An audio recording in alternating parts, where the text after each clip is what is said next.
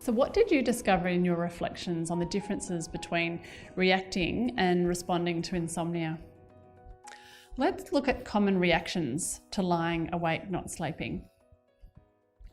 So reacting might be engaging with unhelpful thoughts such as, I won't function tomorrow, and struggling with feelings of frustration and trying to push the feelings away, and watching the clock and counting the hours left to sleep, and tossing and turning. With acceptance and letting be, we can respond mindfully, which might include noticing and disengaging with unhelpful thoughts by letting them be without fueling them. And practicing helpful thoughts like, it's okay to lie here and rest. We can recognize frustration and hold it in our awareness. And maybe we get out of bed to do some relaxation practice or do a mindfulness practice. And here are some common ways that people react to daytime fatigue. So reacting to fatigue might be to drink more coffee or eat high sugar foods, to push through the day and ignore feelings, snapping at others when feeling irritable, and blaming all our mistakes immediately on poor sleep and feeling tired. And with acceptance and letting be, ways to respond mindfully would include taking breaks when needed, eating well, rescheduling meetings and tasks, noticing thoughts about fatigue, and maybe taking a short nap if needed. We might avoid making key decisions and notice feelings of irritability so that we're careful with one's responses. The difference between reacting and responding is that reacting happens automatically and habitually, and responding happens with awareness and choice. When you next experience a period of wakefulness when lying in bed, I invite you to stay with your experience by turning towards or leaning into any emotions that you notice. Experiment with the willingness to be awake and to notice any attempts to fix or change the situation. Of course, finding acceptance is not like arriving at a destination and then you're there. Acceptance is more like dancing with a new partner. You need to keep focusing and working at it, or you might easily fall out of step.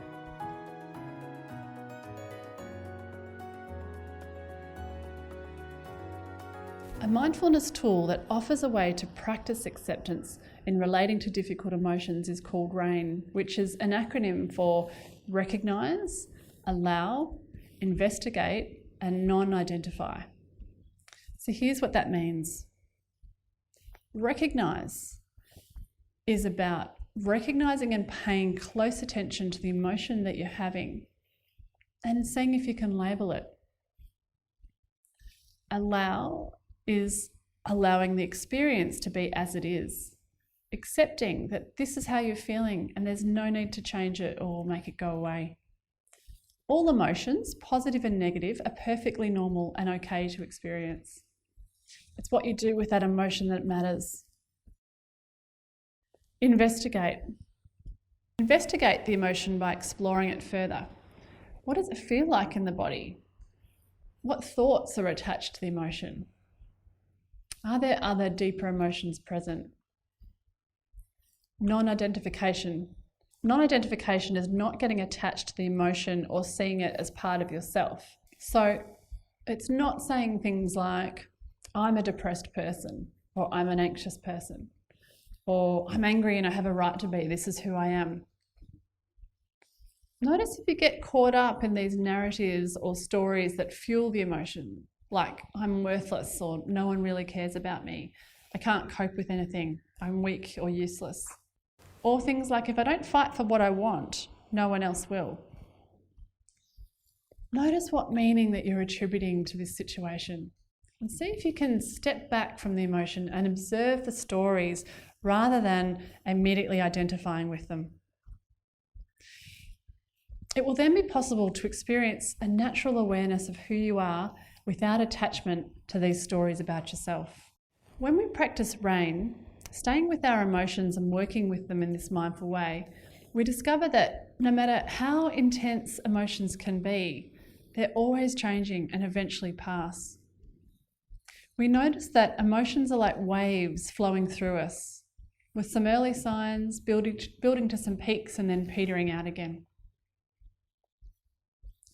With mindfulness, we can face all our emotions by bringing our awareness to them. Rather than trying to avoid, change, or bury or hide our feelings, we can learn to recognize and acknowledge and stay with what's already here. We let the emotions flow through us, trusting that in time they'll pass. I encourage you to practice this RAIN technique with the guided recording, exploring this new way to relate to difficult situations and emotions. Learning to accept the difficult takes time to learn.